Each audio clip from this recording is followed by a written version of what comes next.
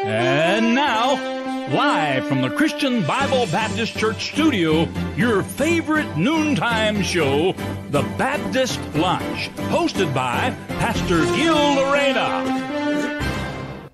Alright, magandang tanghali po muli sa inyo lahat. Once again, welcome to your favorite noontime show, The Baptist Lunch. And we are back once again on our Thursday episode. And of course, hindi na natin patatagalin. Susurpresahin ko kayo sana sa ating topic ngayon dahil binalabas na ni Brother Paul Jing ay akin pong ipapalipita sa inyo ang ating pong topic ngayon. Walang iba kundi ang Pastor's Appreciation Month. Yan. Actually, November is Pastor's Appreciation Month. Nakikita nyo po ngayon sa inyong pong mga screen. And napakaliwanag po ng isa sa mga bagay na nakalagay po dyan. Sabi dyan, these pictures may present few of many things that you do, but they only speak of one fact, that your heart for the people that God has been entrusting you. Yeah. And our main text, Jeremiah 3:15, and I will give you pastors according to mine heart, which shall feed you with knowledge and understanding. Kaya sa north, south, east, and sorry. Nabulunan tayo kasi dati may nakalagay na summit dito. Wala na rin. Thank you, Sir John. And ngayon, mga kapatid, ay again, ulit ko. Ayusin natin. North, south, east, and west corner. Magandang hali, bayan. And muli na naman po tayo ngayon na salamat, Sir John. Huwag ka na magtago. And again, inuulit ko po mga kapatid, magiging masaya po ang topic natin ngayon. Comment down below sa ating comment section dahil alam ko po mga kapatid na ang bawat isa ay meron tayong na-appreciate pagdating sa taong ibinigay ng Diyos sa buhay po natin. And again mga kapatid, napaka-importante po ng topic na ito, and I believe that this will always encourage us to grow more on our relationship primarily with God first. Yan yung maganda natin yung pag-uusapan ngayon mga kapatid. Kaya nga po sa mga susunod, may mga guest po tayo dito na pag-uusapan, and napakaganda. Again, ulit ko, I'm so excited for this topic. Talaga namang, I'm so excited. Mali. Iba pala yun. Alright, kaya alam ko mga kapatid that this will be a great blessing to all of us. Kaya again, also to our viewers, nationwide and worldwide, keep tuning in, and I believe that this will be a great blessing to all of us. All right, so mga kapatid, bagamat ito po ay Pastor's Appreciation Month, unang-una sa lahat, inom muna ako tubig ha.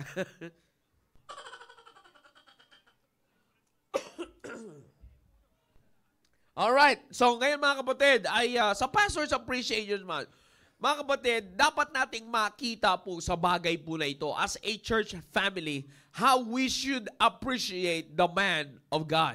Okay? Inuulit ko po. As the church of the living God, we have to grow on appreciating the man of God. Tandaan niyo po, sabi ko sa inyo kanina, kung inyo pong matatandaan, yung binanggit ko po sa inyo kanina lamang, na ang ating pag-appreciate, pagkilala sa taong inilagay ng Diyos sa atin pong simbahan, para po sa atin, mga kapatid, yung pag-appreciate po natin sa man of God, we have to accept, or we have to realize that the truth, one of the greatest truth is that it will always help us to grow more on, alright, to grow more on our relationship. Primarily to whom? To God. You see? Not to the man of God. You see, dito natin maiintindihan mga kapatid, dito natin maiintindihan yung pinag-uusapan po natin that our loyalty should be of God and not of man.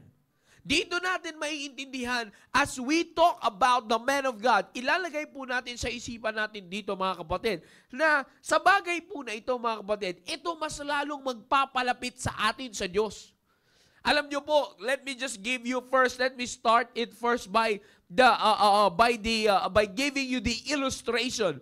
The real truth illustration, mga kapatid, na nangyayari po ngayon. Members are trying to achieve on growing their relationship with the man of God or with their pastor, but never did they strive to achieve a growing relationship with the Lord. You see?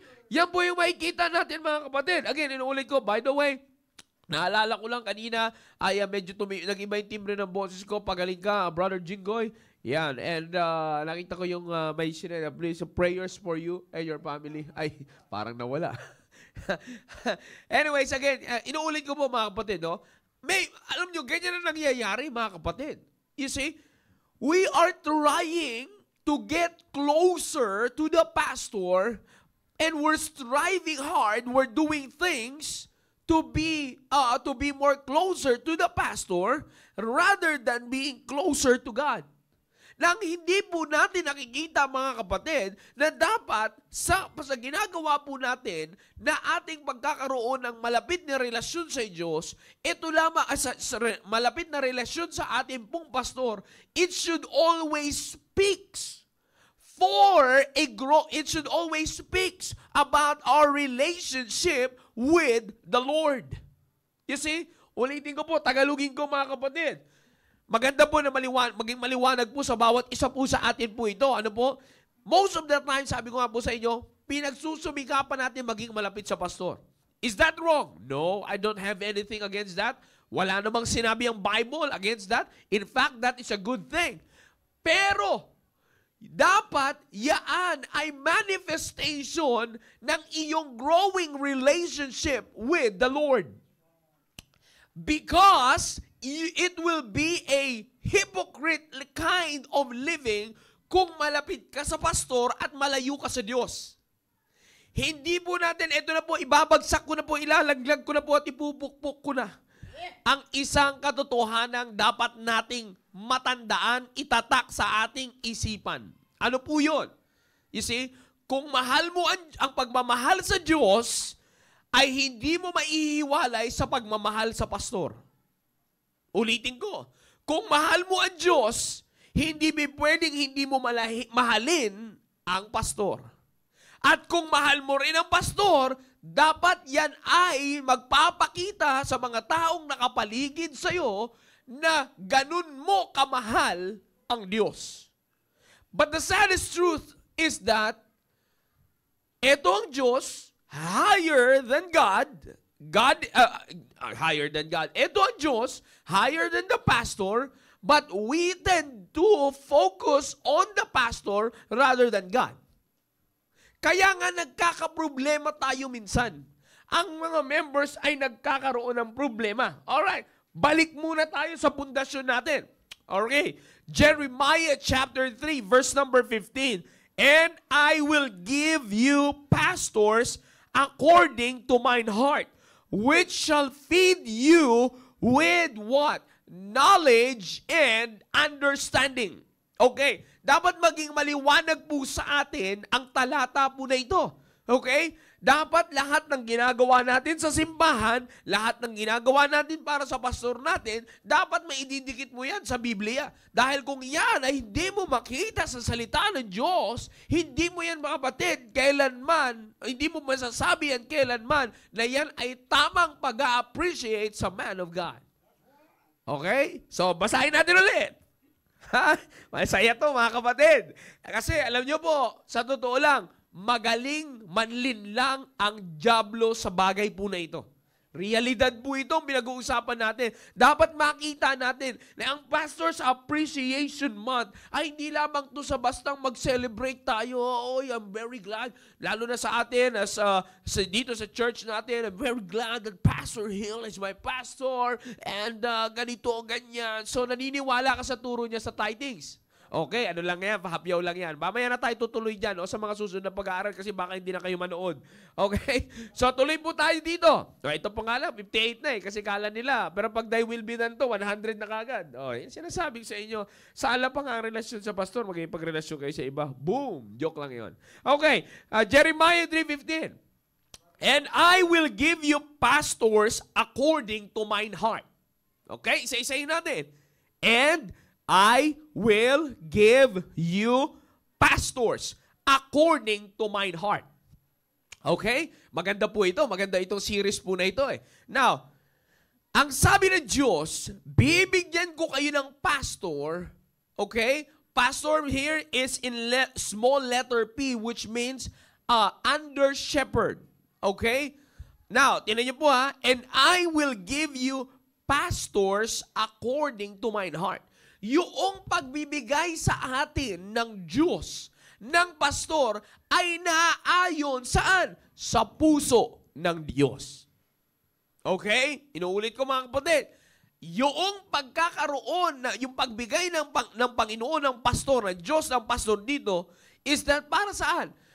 Or ayon saan? Ayon, according to mine heart. You see, kaya ako sinasabi yan mga kapatid, para maging maliwanag sa atin at hindi natin basta-bastahin, also from other churches that are watching, maganda maintindihan nyo to, na makikita natin dito mga kapatid, na ang mga pastor natin ay mula sa puso ng Diyos. Okay? Ang pastor natin ay mula sa puso ng Diyos. You see? Galing yan sa puso ng Diyos. Kaya nga, huwag mong pagdududahan, or mamaya na tayo pupunta sa application, bigyan ko lang kayo ng magandang, sneak peek. Dito sa introduction pa lamang po ito eh. Makita natin yung foundation. Kaya nga mga kapatid, anumang magiging problema mo sa pastor, you are also having problems sa puso ng Diyos. Bigat, no? Bigat, no? Akala natin, basta-basta lang, eh, no? Basta-basta lang ma-offend sa pastor. Ang hindi natin alam, it's not the pastor na kina-o-offendan mo. It's the heart of God. And primarily, it's God. You see? And I will give you pastors according to mine heart. Okay? So, pinakita ko muna sa inyo na yung pagbibigay ng Diyos sa atin ng pastor ay bukal sa puso ng Diyos, ayon sa puso ng Diyos, nanggagaling talaga yan sa puso ng Diyos. Tandaan nyo po, the heartbeat of the Lord Jesus Christ is the people, the souls, us. Tayo yung heartbeat ng Diyos. Therefore, kung heartbeat tayo ng Diyos, dito niya rin sa kanya mismong sariling puso, diyan niya po pinagbasihan ang kanyang pagbibigay sa atin ng pastor. Diyan niya po yan, mula sa puso niya talaga. Bakit? Kasi nasa puso niya rin kung sino yung mga tao. You see, tayo po ay nasa puso ng Diyos. You see, dahil sa nasa puso ng Diyos na pangalagaan tayo, therefore, ang Diyos din ay magbibigay mula sa kanyang puso ng taong mag-aalaga sa atin. Dapat parehas. O sabi na naman iba, oh sir, bakit puso? Puso, kalo ko ba sa isip? Diyos ang pinag-uusapan natin dito, hindi ikaw. Hanghum. Di ba? You see, Diyos ang pinag-uusapan natin dito. So, maliwanag yan mga kapatid. Kung ang heartbeat ng Panginoon ay tayo, therefore, dapat pag ang Panginoon ay nagbigay ng pastor, ayon din sa kanyang puso. Yung nakakaunawa ng puso ng Diyos. Bakit? Dahil puso sa puso ng Diyos, ha? Huwag niyong isisingit dito na naman at i-justify yung inyong mga sarili. Hindi kayo Diyos. Okay? Tayo ay nasa puso, kaya ang pastor dapat din ay manggaling sa puso. Bakit? Para parehas ay may common ground. Ano yun? Para ang pastor at ang Diyos ay may common ground. Dapat they have the same heart because the people ay nasa puso ng Diyos. Kaya nga, when God said, I will give you pastors according to my heart, that's the main reason. Yan yung isa natin dapat makita. As we continue mga kapatid, ituloy natin yung sinasabi po ng Biblia. And I will give you pastors according to mine heart, which shall feed you with knowledge and what? Understanding.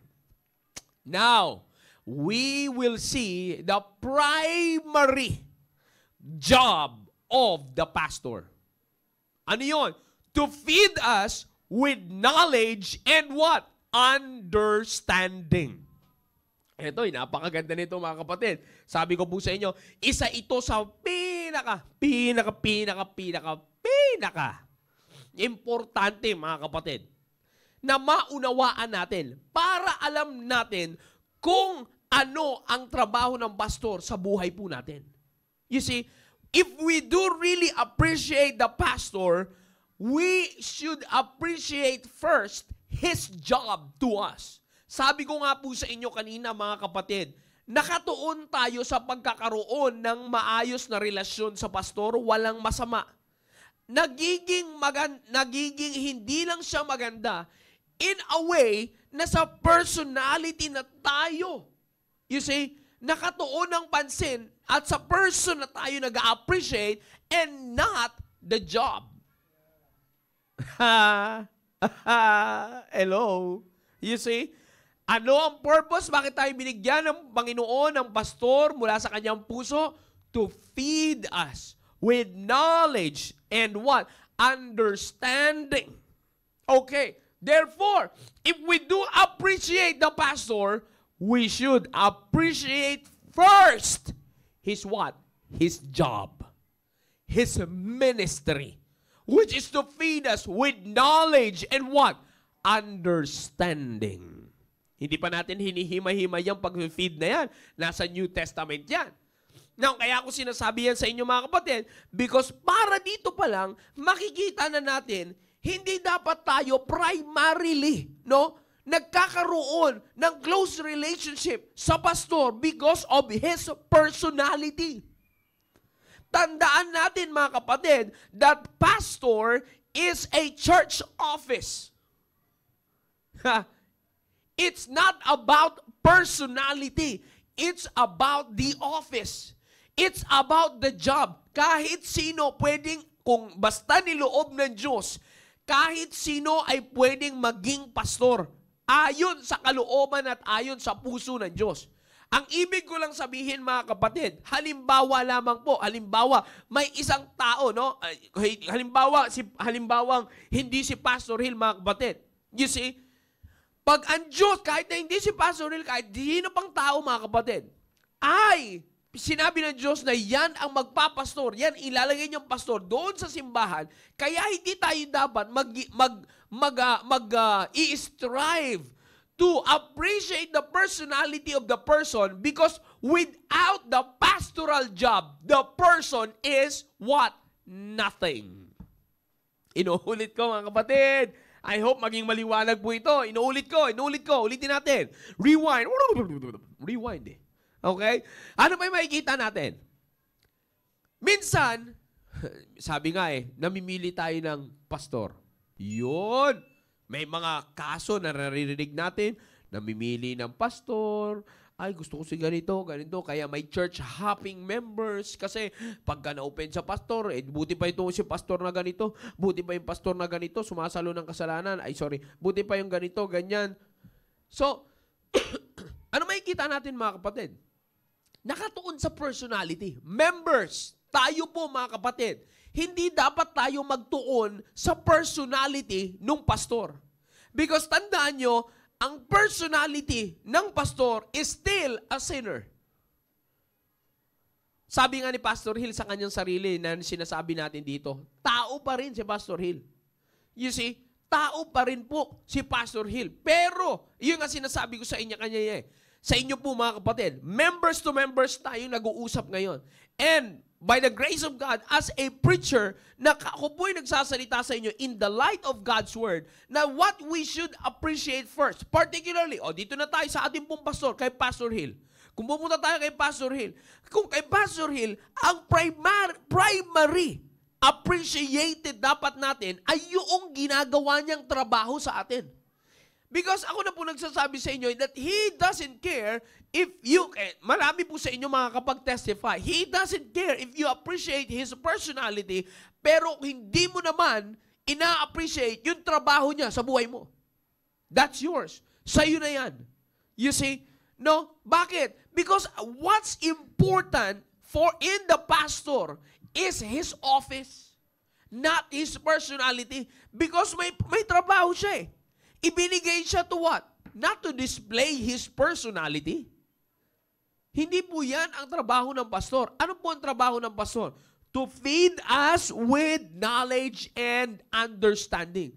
Kaya nga, if you're going to appreciate your pastor, you should be honest sa iyong ina-appreciate sa pastor mo. Kaya dito sa atin, if we do appreciate Pastor Hill, ano ang ina-appreciate natin kay Pastor Hill?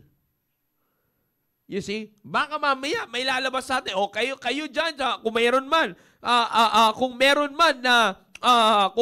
man na nanunood na taga dito sa ating pong CSI family, if you appreciate Pastor RJ dyan sa PMA side, Christian Bible Baptist Church PMA side, then anong ina-appreciate mo kay Pastor RJ? Ano ang mga taga Salapungan, ano ang taga Victoria, anong na-appreciate nyo kay Pastor Louie? Kay Pastor Bernard, anong na-appreciate nyo kay Pastor Dexter? Anong na-appreciate nyo kila Sir Rick, Sir Rico, Sir Gomez, sa mga, kila Pastor Edwin, kila Pastor Gomer, kila Sir Gomer, Sir Jenner, anong na-appreciate natin sa kanila? You see, what are you appreciating to them? You see, kasi sabi ko nga mga kapatid, kung personality lang, marami tayong hindi magugustuhan sa personality. Tao sa tao, marami tayong aayawan sa personality. You see, ang pinakakadahilanan bakit tayo nagkakasundo mga kapatid, it's because, ito, basic po ito. Kaya tayo nagkakaroon ng pagkakasundo, yan po ay sa kadahilanan ng inilalagay sa atin ng Diyos. Nakuha niyo po ba yan? You see, bakit? Kung tatanggalin yung inilagay ng Diyos sa buhay po natin, hindi natin magugustuhan ang bawat isa. Palagay ko naman po, napakaliwanag po ng pinag-uusapan po natin dito. You see, now, the primary thing that we should appreciate from the pastor is that, ito po, number one, he is given by God from his heart. Number two that we should appreciate from the pastor is his feeding of knowledge and understanding. Very clear. You see, kaya ko po sinasabi sa inyo yan, mga kapatid, it's because of the reason that if you do appreciate your pastor, balikan nyo muna. Na-appreciate mo ba siya dahil siya'y binigay sa iyo ng Diyos? Kung na-appreciate mo siya, number two, kung talagang na-appreciate mo ang iyong pastor, na-appreciate mo ba siya because of his feeding of knowledge and understanding to you? Tandaan po natin, knowledge and understanding regarding what? Regarding God, His Word, and His work. You see, tatlo lagi yan. Sa Diyos, knowledge and understanding sa Diyos, sa salita ng Diyos, at sa gawain ng Diyos. And it will reflect sa buhay Kristiyano mo. You see that? Now, kaya ko sinasabi yan mga kapatid, sa simula pa lamang po ito. You see, I think we have, ilang Thursday meron tayo ngayon? 5? We have 1, 2, 5 ba? Hindi, 4 lang. Dalawang beses lang po natin ito. Dalawang beses, 5 ba? 5? 5 nga pala na. Friday pala yung nakita ko. This is the second Thursday.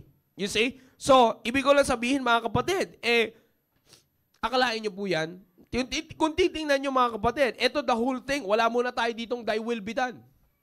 You see? Dito muna tayo sa Pastor's Appreciation Month. You see? Bago kayo maghanap ng karelasyon nyo, ayusin nyo muna ang relasyon nyo sa pastor nyo. Dahil sa kundi, dadami na naman yan. Okay, sinabi nang hindi para sa inyo to eh. Okay, so ito na nga. As a church, mga kapatid, di ba? I-check po natin yan. As individual members of the church, as members in particular, ito bang dalawa na ito, first, ang na-check mo, na-appreciate mo? Minsan kasi, alam nyo po, sabi ko nga sa inyo, dapat mga kapatid, itatama natin lagi ang rason natin sa salita ng Diyos. Okay? I hope you're listening. Dapat kasi mga kapatid, sa ating 74 viewers, you see, I hope yung mga, by the way, Team Focus, shout out to you. Napaka-importante na mapanood nyo ito. And lalo na sa inyo, Team Focus. Kaya please do send your pictures sa ating pong mga GC, Team Focus. And bahala na si Sir Antonio sa Team Preparation. You see? Kaya inuulit ko sa mga Team Focus, you send your pictures that you're watching this. Break time nyo pa. Okay? Now, Inuulit ko mga kapatid, tingnan niyo po ng maigi ito. Napakaliwanag na sinasabi po ng Biblia. You see, sa dalawang bagay po na ito, you see, napaka-importante nito. You see, most of the time kasi nandoon tayo kagad, members. Let's be honest. This is not, if you would really appreciate our pastor, it's time for us to be honest. Minsan talaga ang mga lingwahe ng mga tao, lalo na pag medyo emotional, inatake tayo ng pagiging emotional. Ang mga banatan talaga nagpapasalamat ko kay Lord dahil si pastor talaga yung binigay niya sa akin. Talaga, I love you, pastor, from the bottom of my heart, from the bottom of my foot to the top of my head. May mga kanya-kanya na yan. Kanya-kanya ng endearment, lahat na, isisend, ganito, ganyan. Okay, talaga nagpapasalamat ako sa Panginoon na ikaw ang binigay na pastor. Ikaw na. Yung mga paganyan-ganyan tayo minsan di ba? May paganyan-ganyan tayo. Okay, that's good. We appreciate na siya binigay ng Diyos according to God's heart. Okay, now, let's check our attitude towards the man of God.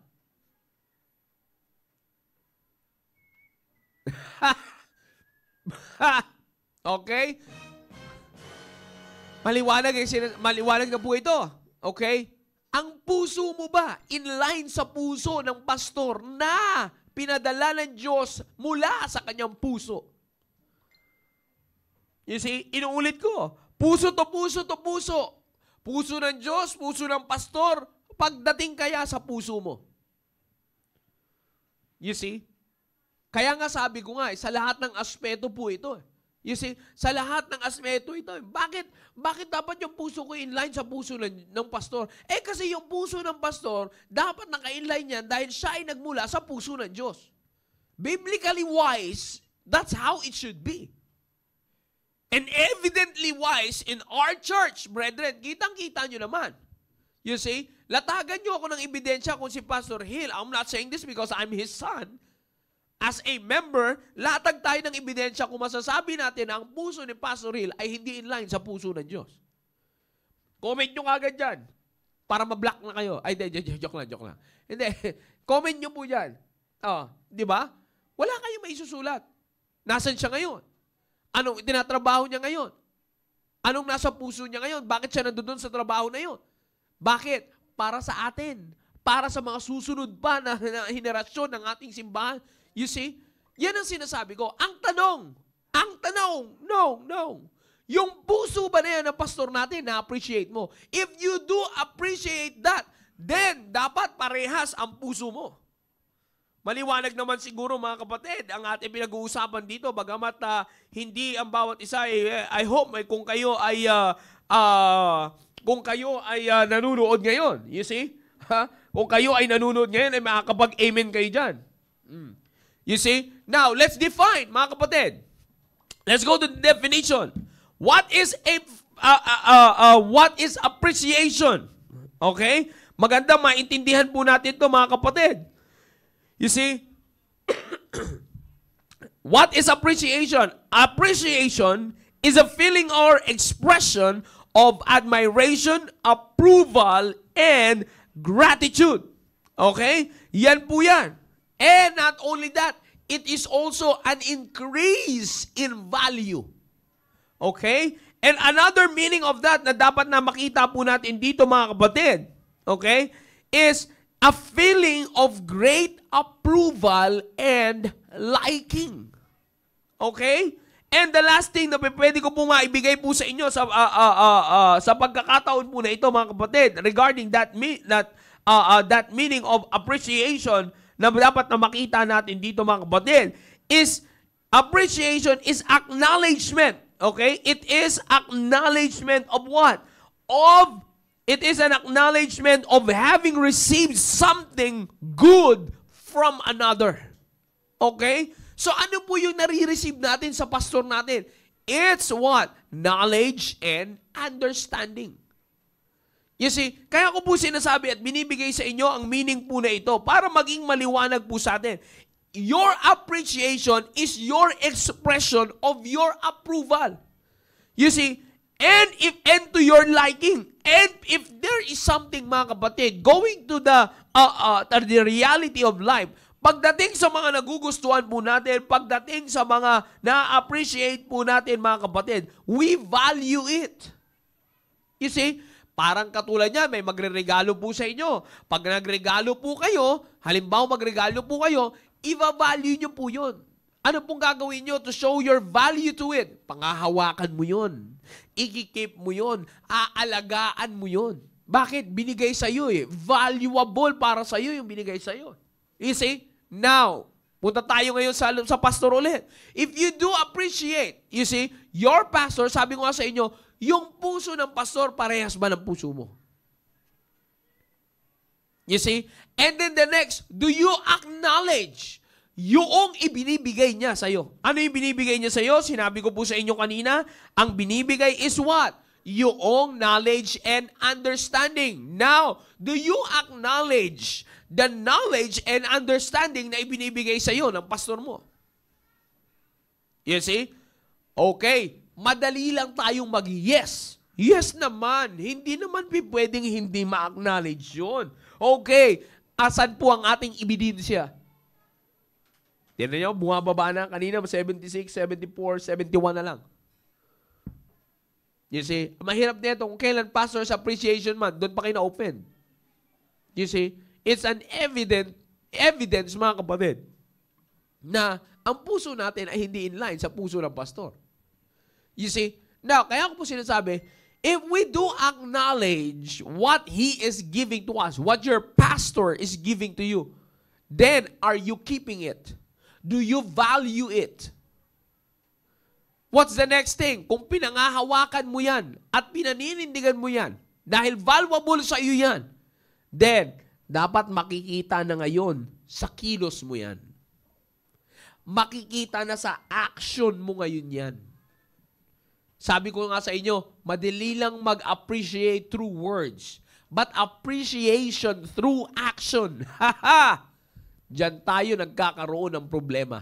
We have to be honest. Sabi ko sa inyo, the main purpose why we have this topic, not primarily, o hindi lamang, not only to appreciate how God blessed us with our pastor, but also this will help us to grow on our relationship with God. Because kung lalago ang relasyon natin sa Diyos, ang sunod na kalalaguan natin ng relasyon ay yung tao na ibinigay sa atin ng Diyos. Because the man of God is the one who connects us to God.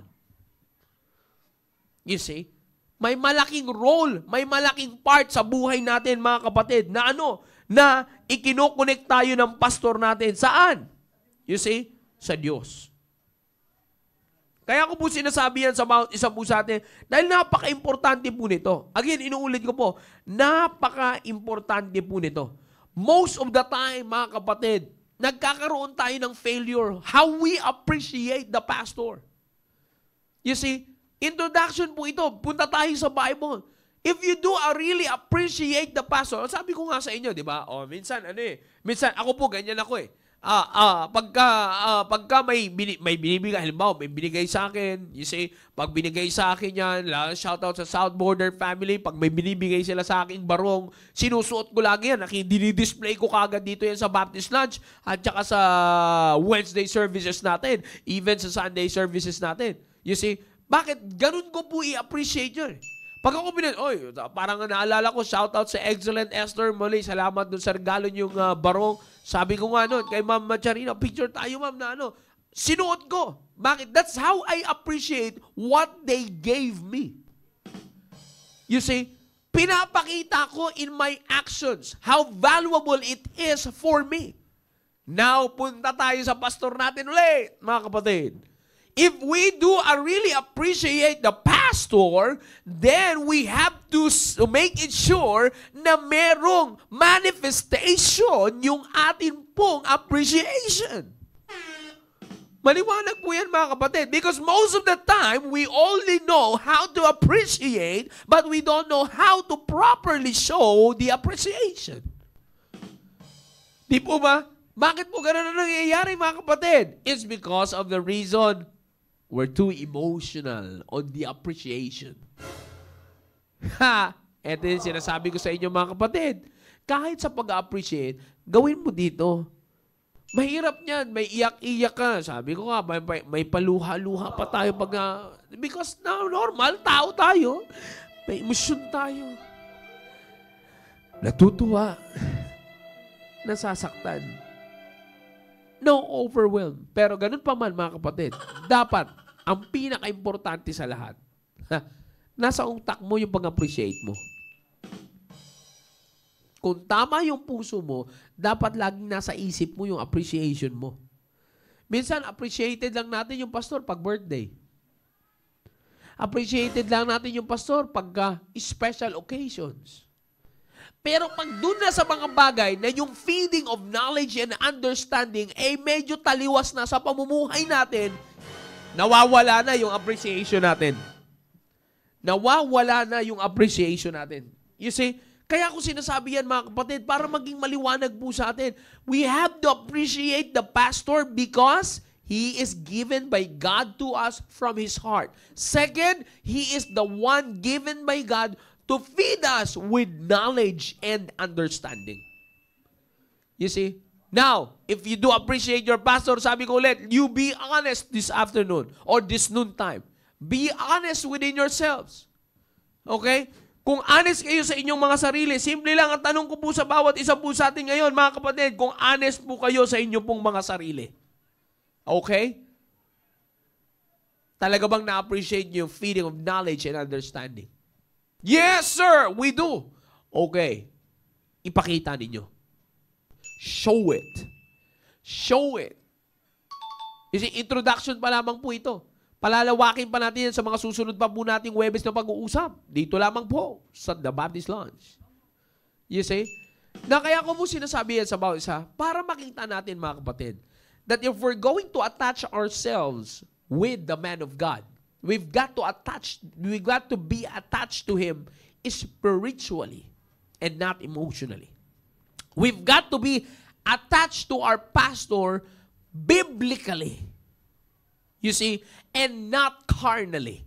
Kaya nga sabi ko po sa inyo kanina, di ba? Ito po, ilustrasyon na lang, mga kapatid. Alright? Ilustrasyon na lang. You see? Ano po yun? Pagka sang-ayon pa tayo sa mga napapakinggan natin sa pastor natin, nakikipag-fellowship tayo. Ebidensya lamang ito. Pero pagka medyo taliwas ka na sa mga itinuturo ng pastor mo, hindi ka na nakikita sa fellowship. Hindi sa maliban lang sa hindi ka na nakikita sa fellowship, ano pa? Nagsasalita ka na laban sa pastor. Gagawa ka na ng kwento gagawa ka na ng istorya sa pastor. You see? Gagawa ka na ng istorya sa pastor, ano pa yung mga mangyayari? Puro negative na, malalabas sa'yo. You see? Kaya ako sinasabi sa inyo, mga kapatid, paano ka attach? Dito kasi natin malalaman, your appreciation to your pastor will determine kung paano ka nakadikit sa pastor mo. Dumidikit ka ba sa pastor mo kasi gusto mong mas maging malapit pa sa Diyos? Or dumidikit ka lang sa pastor mo just to let the people know and to let the people see na close kami ni pastor, ha? Pero ang prinsipyo at standard mo sa buhay, individual at sa pamilya ay malayo sa pinaniniwalaan ng iyong pastor. Then, paano mo ma-appreciate ng totoo ang pastor mo? Di ba? You see? Alam niyo po, mga kapatid, napakaganda kasi nito eh. Napakaganda nitong pinag-uusapan po natin na ito. You see? We will grow on this, brethren. Because pag naiayos natin, ito po yung pinaka-application dyan. Patapos na po tayo. Ang pinaka-application po dyan, mga kapatid, ay ganito. Kung tayo po ay lalago ng tama at tama ang pag-appreciate mo sa pastor mo, mai-inline tayo sa puso ng pastor. Ang kaisipan natin ay parehas na ng takbo ng isip ng pastor natin na yan ay binigay ng Diyos sa atin. Ang dami pong blessing yan sa paglago.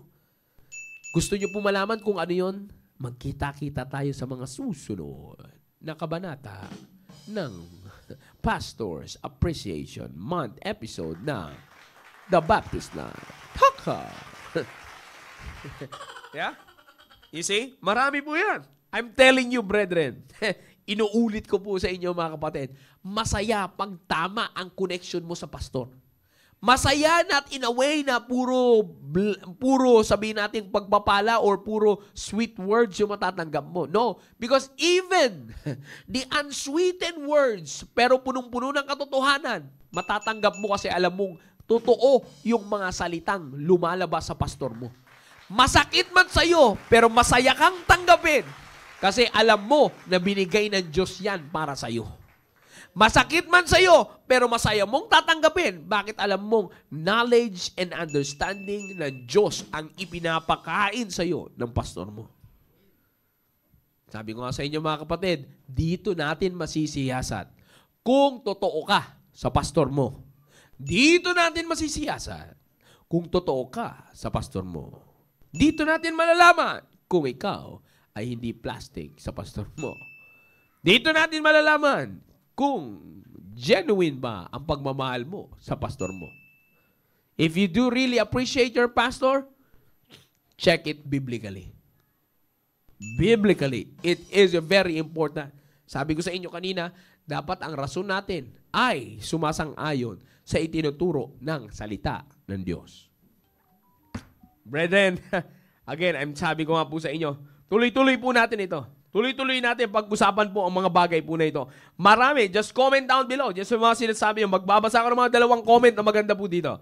Marami naman po nag-comment, pero ito po, basahin ko, sabi nga ni Ma'am Yang, we easily appreciate the man of God if the words we're hearing sounds favorable to us. But when our sins are targeted, we do not appreciate him as much. Tama po yun. Yes, if attached po tayo sa man of God, from Ma'am Rola, if attached po tayo sa man of God spiritually, kaya po natin tanggapin lahat ng sasabihin ni Pastor. Masakit man dahil natatamaan tayo at may desire tayong sundin. Tama. You see? Sabi nga ni Ma'am Sheila Jaramillo, kahit wala na kami sa CSI, we still appreciate the presence of our pastor there. Amen. Praise the Lord. Praise the Lord. And by the way, meron pa dito. Sabi pa ni Ma'am Rola, yung design natin sa pagsunod, not to please pastor, but for God's glory. Exactly. But kaya maayos ang relasyon natin sa man of God dahil maayos ang relasyon natin sa Panginoon. Tama. That's right. That's right. Sabi nga ni, sabi dito ni Ma'am Leticia, amen. He's the best pastor, man of God, as best overseer. Yeah. Amen. Amen. Amen. Sabi nga ni Brother Ranidel, amen, sir. Okay. So again, ulit yung mga kapatid, ay magsama-sama tayo. Magsama-sama po tayo dito and I believe that this will always be a great blessing po para sa bawat isa po sa atin. Sa bawat areas, again, sa shoutout ko lamang po. I don't know kung sino sa mga nasa Team Focus na nag-send ng kanilang picture. Shoutout kay Brother Ruben Ubidos at Brother Ranidel Grampatanda. Yan.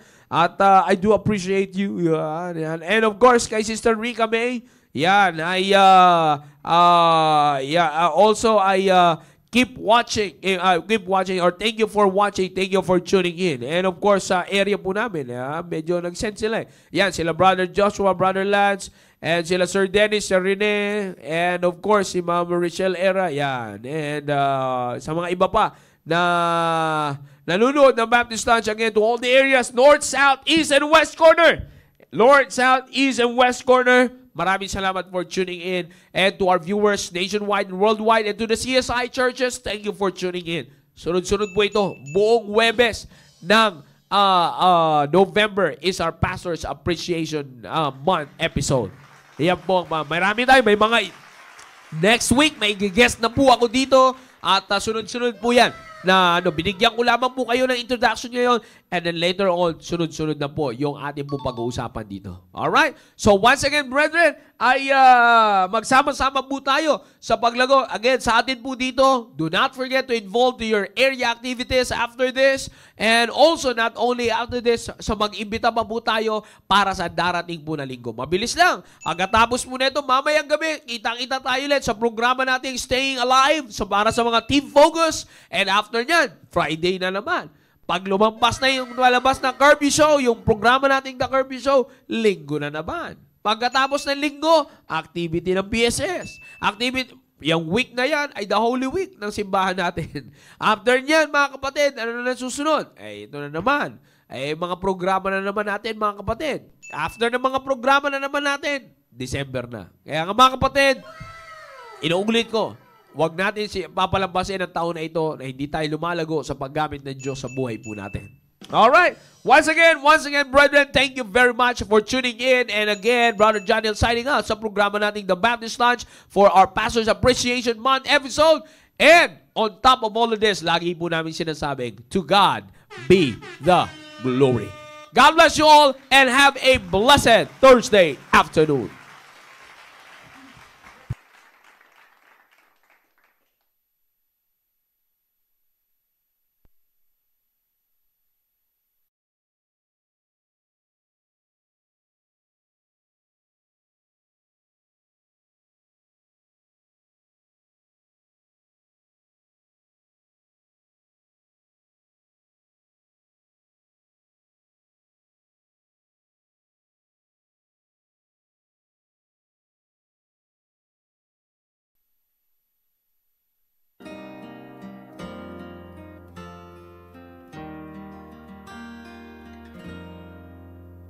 As I walk down the sidewalk of a sin-stricken city, I see the misfortune at hand. A man in the gutter, lying there lifeless, clutching a bottle in his hand. He was some mother's darling, maybe some young son's father, but now he's a prisoner to sin. No hugs in the morning and no family altar. He gets by the best way he can.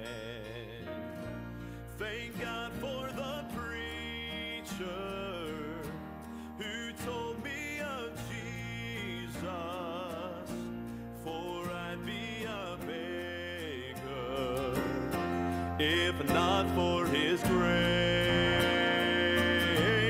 Lord, help me show others your love and your mercy. Make my life a witness to others, I pray.